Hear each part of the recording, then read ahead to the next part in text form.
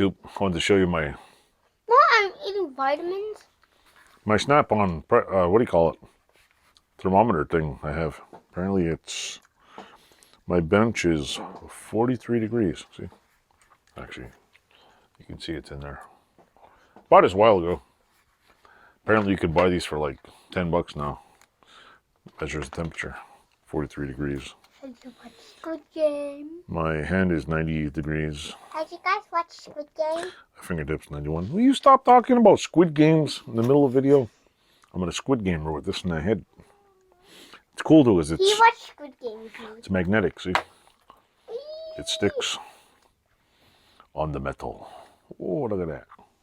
Ta-da! Anyway, that's my little metal thing. This, I don't know, it's just crazy. So, everybody should have one of these temperature things. I actually remembered to bring it home because our fridge is on the whack and I gotta see what temperature it is. So, all right, our fridge is breaking. Gotta buy a new fridge. Our last one is on the fritz. Thanks for watching. Uh-oh. It's recording. There you go. You weirdo.